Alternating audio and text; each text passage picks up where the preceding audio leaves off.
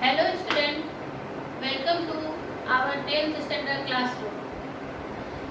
अभी लॉकडाउन चल रहा है, पर ऐसा तो नहीं है कि हमारा स्टडी भी लॉक हो सकता है।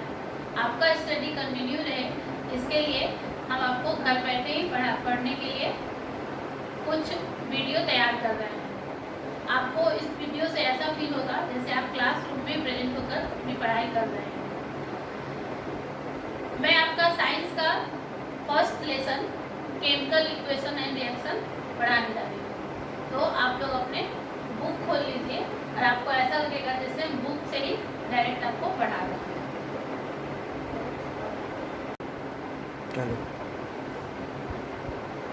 सबसे पहले आपको ये जानना है कि केमिकल रिएक्शंस होता क्या है।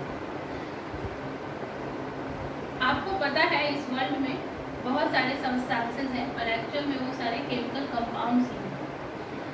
किसी भी सब्सटेंसेस के में अगर केमिकल चेंजेस होता है तो हम ऐसा कर सकते हैं कि उनमें केमिकल रिएक्शंस हो।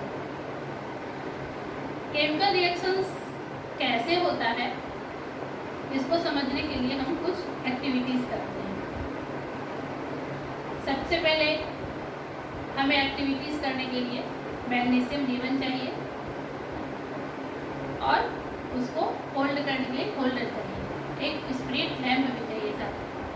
मैग्नीशियम रिबन को होल्डर से पकड़ के स्प्रिट लैम्प के हेल्प से बर्न करवाते हैं। बर्न करवाने के बाद हमें कुछ ऐश के जैसा सब्सटेंस मिलता है।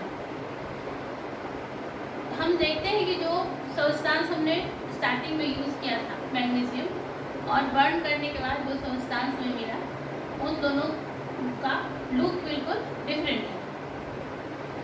इसका मतलब ये हुआ कि जब हमने मैग्नीशियम को बर्न करवाया तो एक नया सब्सटेंस हमें मिला, जो देखने में अपने प्रीवियस सब्सटेंस से बिल्कुल अलग था।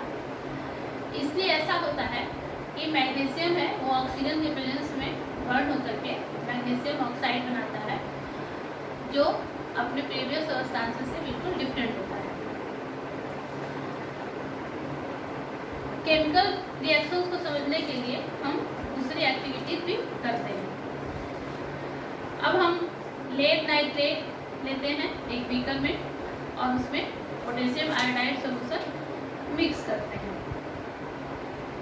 थोड़ी देर के बाद हम देखते हैं कि हाइड्रोजन गैस लिबरेट होने लगता है। अब यहाँ पर भी एक रिएक्शन परफॉर्म हो रहा है जहाँ पे हमें कुछ नया सब्सटेंस बनता हुआ दिख रहा है। केमिकल रिएक्शंस को और अच्छे से समझने के लिए हम एक और एक्टिविटी करते हैं। इस एक्टिविटी में एक कोनिकल फ्लास्क या टेस्ट ट्यूब में थोड़े जिंक ग्रेन्यूल्स लेते हैं और उसमें डाइल्यूट हाइड्रोक्लोरिक एसिड या सल्फ्यूरिक एसिड मिक्स करते हैं।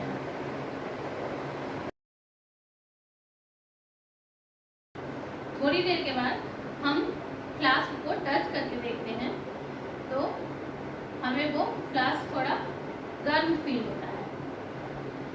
इस तरह से हम देखते हैं कि तीनों डिफरेंट एक्टिविटीज़ में कुछ हमें नए चेंजेस मिले। वो चेंजेस क्या है? सबसे पहले रिएक्शन में हमने देखा कि जो सब्सटेंस है उसका स्टेट चेंज हो गया, उसका कलर चेंज हो गया। मैग्नीशियम बर्न होने के बाद मैग्नीशियम ऑक्साइड में चेंज हो गया और ऐश के रूप में हमें मिलता है।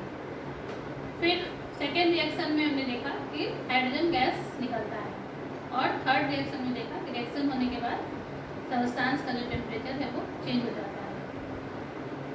तो a chemical reaction has taken place, change in state, change in color, evolution of a gas, change in temperature. Whenever a chemical changes occurs, we can say that a chemical reaction has taken place. After burning of magnesium, magnesium oxide occurs.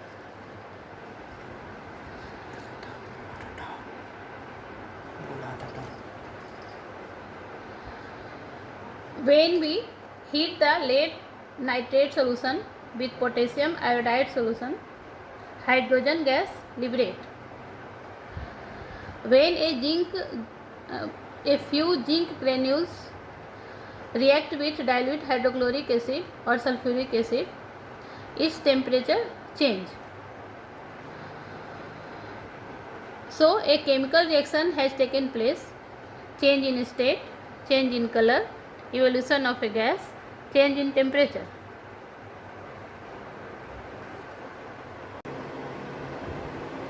हमारा next topic है chemical equation. Chemical equation के बारे में जानने के लिए पहले हमें एलिमेंट्स के बारे में जानना जरूरी है। इस यूनिवर्स में जितने भी सब्सटेंसेस हैं वो कुछ सर्टेन ऑब्जेक्ट के बने हुए हैं। आप उन्हें बेसिक सब्सटेंस भी कह सकते हैं। वे बेसिक सब्सटेंस एलिमेंट्स होते हैं। अभी तक 180 एलिमेंट्स के बारे में हमें पता है। कुछ कॉमन एलिमेंट्स हैं जिनके नाम आपको पता ही होगा: carbon, hydrogen, oxygen, chlorine, sodium etcetera. सभी एलिमेंट के स्पेसिफिक सिंबल होते हैं, जैसे हाइड्रोजन के लिए H, ऑक्सीजन के लिए O, कार्बन के लिए C, क्लोरीन के लिए Cl, सोडियम के लिए Na एक्सेट्रा।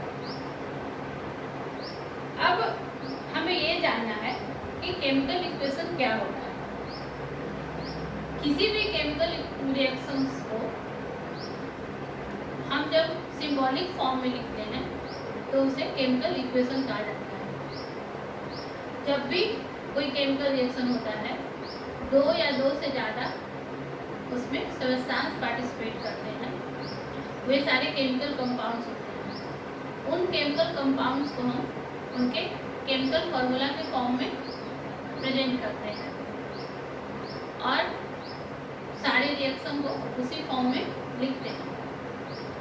प्रीवियसली जो हमने केमिकल रिएक्शंस देखा, वहाँ पे मैग्नीशियम ईवन को ऑक्सीजन के प्रेजेंट में हम बर्न करवाते हैं तो मैग्नीशियम ऑक्साइड में वो कन्वर्ट हो जाता है। अगर इसे वर्ड इक्वेशन में लिखा जाए तो हम लिख सकते हैं magnesium plus oxygen, magnesium oxide.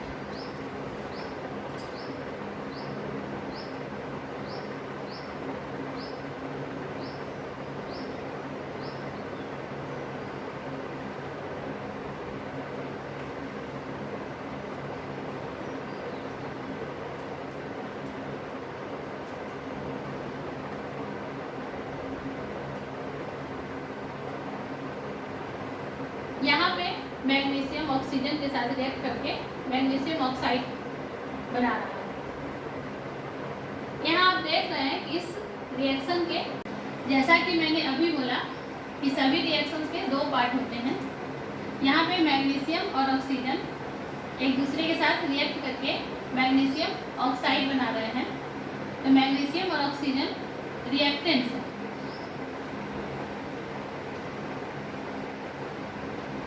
और रिएक्शन के बाद जो कंपाउंड फॉर्म हो रहा है वो प्रोडक्ट है।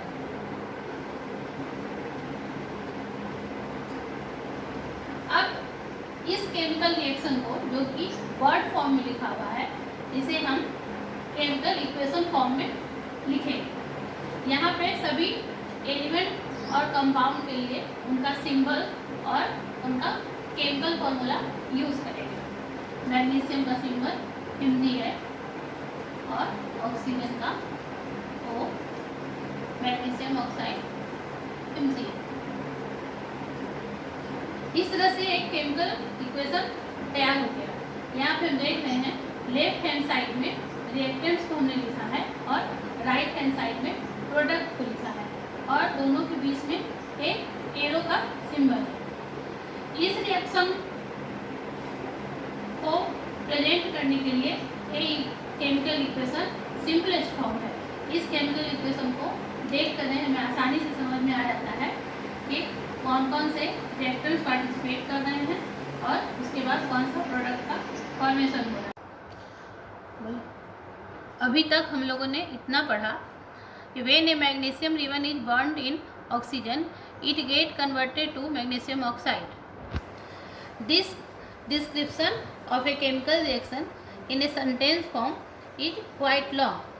It can be written in a shorter form. The simplest way to do this is to write in the form of a word equation. Magnesium plus oxygen, magnesium oxide.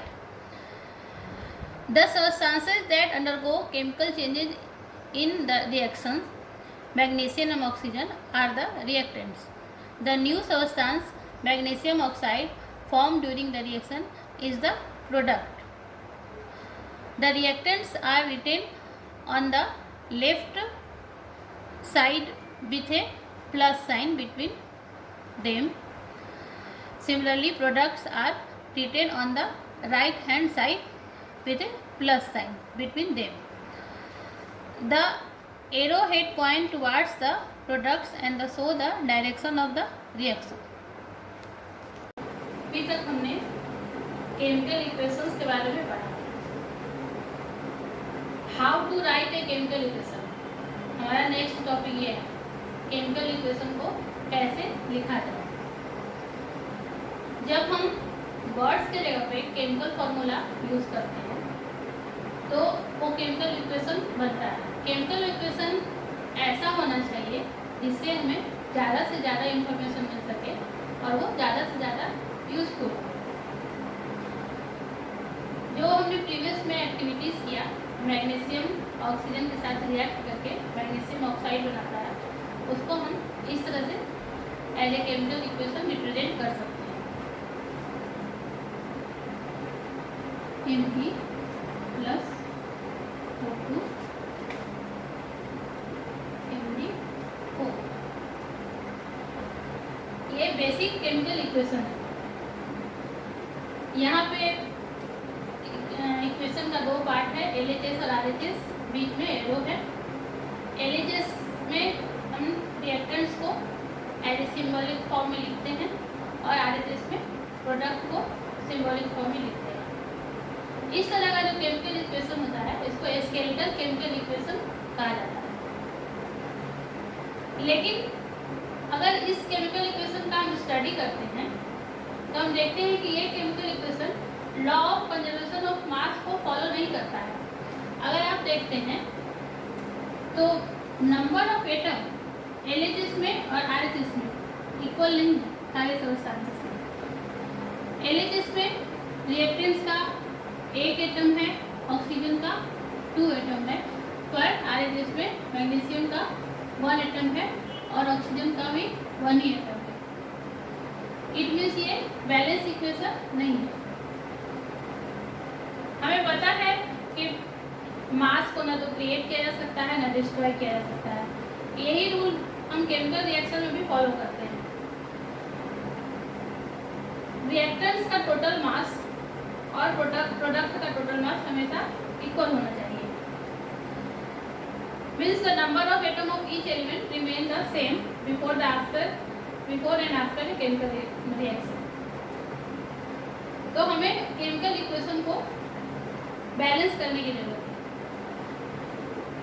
सबसे पहले हम एक chemical equation लेकर के उसको balance करना सीखेंगे और फिर उसके और दूसरे क्या यूज हो सकते हैं, उसकी क्या प्रॉपर्टी हो सकती है, इसके बारे में जानेंगे.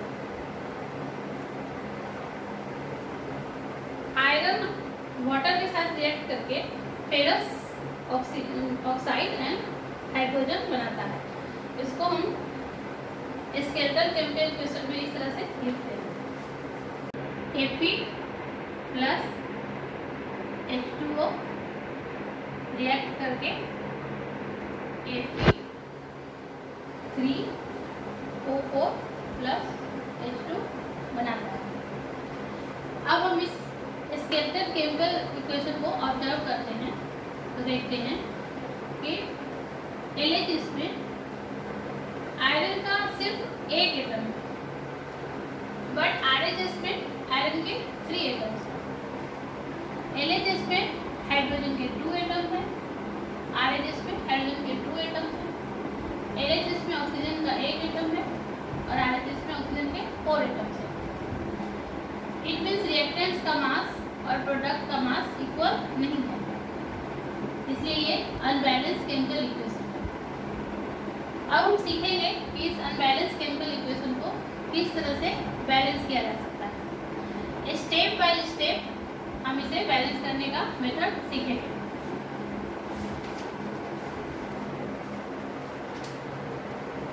सबसे पहले केमिकल इक्वेशन को बैलेंस करने के लिए रिएक्टेंट्स और प्रोडक्ट में जितने भी सब्सटेंसेस पार्टिसिपेट कर रहे हैं उनको एक बॉक्स के अंदर ले लेंगे।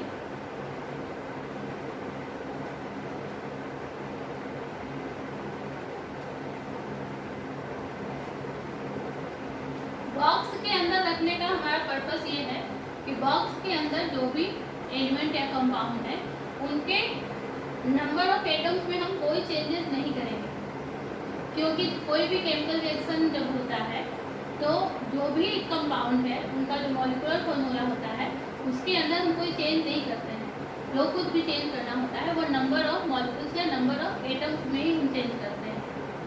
ये हमारा फर्स्ट स्टेप है। अब हम देखेंगे कि कौन सा ऐसा एलिमेंट है जिसके नंबर ऑफ एटम्स सबसे ज़्यादा है, वो या LHS में हो या फिर RHS में। तो हम देखते हैं कि ऑक्सीजन का जो नंबर ऑफ एटम है वो सबसे ज़्यादा है।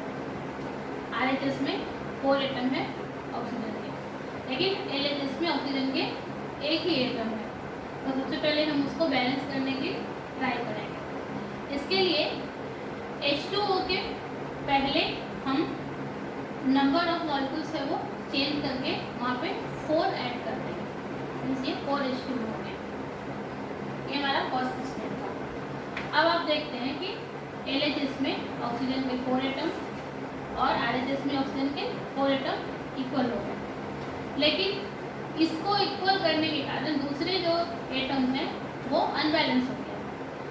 यहाँ पे हाइड्रोजन के 4 टू 8 एटम हो गए, बट RHS में हाइड्रोजन के सिर्फ 2 ही एटम्स हैं। तो अब हमें सेकेंड मोर एटम्स वाले जो कंपाउंड है उसमें चेंज करना होगा। तो यहाँ पे जब 8 एटम्स है हाइड्रोजन के LHS में, तो RHS में भी उसको 8 करने के लिए H2 को हम 4 से मल्टीप्लाई कर देते हैं, तो ये 4 टू 8 एटम हो जाता है। ये हमारा थर्ड स्टेप है। अभी भी एक ऐसा एलिमेंट है जो कि LHS और RHS में इक्वल नहीं है, वो है आयरन। LHS में आयरन के 1 एटम है, बट RHS में आयरन के 3 एटम्स हैं। तो इसीलिए आयरन के एटम के साथ हम जब 3 से मल्टीप्लाई कर देते हैं, मीन्स इसको 3Fe कर देते हैं, तो अब दोनों साइड में नंबर ऑफ एटम सारे के सारे एलिमेंट के इक्वल हो जाते हैं। एक बार आप फिर से काम कर सकते हो। यहाँ पे आयरन के 3 एटम्स हैं LHS में, तो RHS में भी आयरन के 3 एटम हैं। यहाँ पे हाइड्रोजन के 8 एटम्स हैं, यहाँ पे हाइड्रोजन के 8 एटम्स हैं। यहाँ पे ऑक्सीजन के 4 एटम्स हैं, यहाँ पे भी ऑक्सीजन के 4 एटम्स हैं। इस तरह से हमें एक बैलेंस केमिकल इक्वेशन को बैलेंस करना तो सीख लिया, लेकिन इस बैलेंस इक्वेशन से हमें ये समझ में नहीं आता कि हमारे जो रिएक्टेंट्स और प्रोडक्ट्स हैं उनका फिजिकल स्टेट क्या है। हालांकि किसी भी केमिकल इक्वेशन के लिए ये कंपलसरी नहीं है लिखना, लेकिन हमें ये जानना जरूरी है। कभी कभी हमें ज़रूरत पड़ने पे इसे लिखने की ज़रूरत होती है। To make a chemical equation more informative, the physical state of reactants and products are mentioned along with their chemical formula. किसी भी केमिकल इक्वेशन को ज़्यादा से ज़्यादा इन्फॉर्मेटिव बनाने के लिए रिएक्टेंट्स और प्रोडक्ट्स के फिजिकल स्टेट को भी लिखना जरूरी होता है। रिएक्टेंट्स और प्रोडक्ट्स गैसियस, लिक्विड, एक्वस और सॉलिड स्टेट में हैं। इसको जानने के लिए हम इक्वेशन में कुछ इम्पॉर्टेंट इंफॉर्मेशन ऐड करते हैं। सबसे पहले इक्वेशन को फिर से एक बार हम लिखेंगे।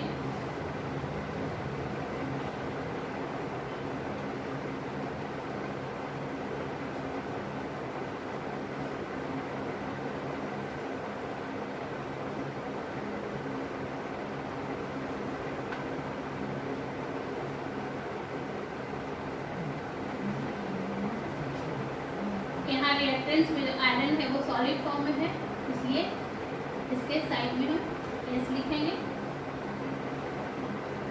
यहाँ पे हम वाटर को उसके वेपर फॉर्म में यूज कर रहे हैं रिएक्शन में, इसलिए यहाँ पे जी लिखते हैं और जी लिखने से ही हमें ये इन्फॉर्मेशन मिलता है कि वाटर गैस वेपर फॉर्म में यूज़ किया जा रहा है। प्रोडक्ट्स में जो हमें आयरन ऑक्साइड मिलता है वो सॉलिड फॉर्म में है, इसलिए यहाँ पे इस लिखते हैं। हाइड्रोजन गैसेस फॉर्म में लिंक होता है, इसलिए वहाँ पे जी लिखते हैं। इस तरह से इस इक्वेशन को देखने से हमें रिएक्टेंट्स और प्रोडक्ट्स का जो स्टेट है वो पता चल जाता है। इसके अलावा भी हम कुछ और इंफॉर्मेशन केमिकल इक्वेशन में ऐड कर सकते हैं, जैसे रिएक्शन के कंडीशंस क्या है, रिएक्शन के लिए कितना टेम्परेचर की ज़रूरत है, कितना एटमॉस्फेरिक प्रेशर चाहिए, कोई कैटलिस्ट वहाँ पे यूज़ हो रहा है, ये सब कुछ भी हम केमिकल इक्वेशन के हेल्प से इंफॉर्मेशन ले सकते हैं। यहाँ पे हम और कुछ दूसरे केमिकल इक्वेशन के हेल्प से ये इंफॉर्मेशन देने की कोशिश करेंगे।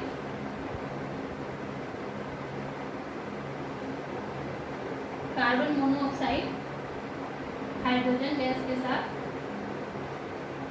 रिएक्ट करता है,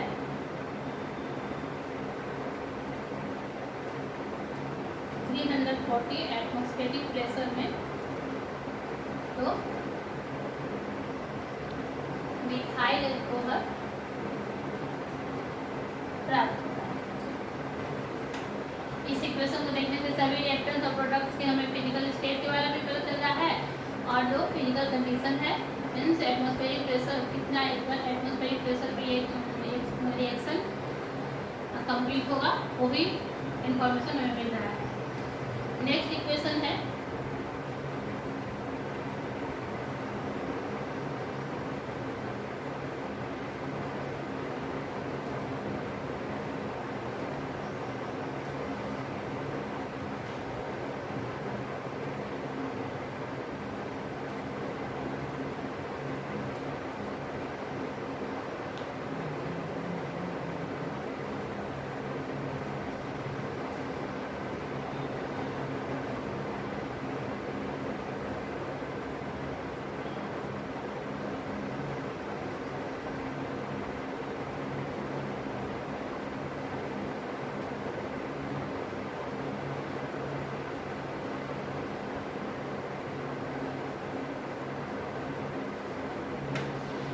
इक्वेशन देखने के बाद आपको कुछ याद आया?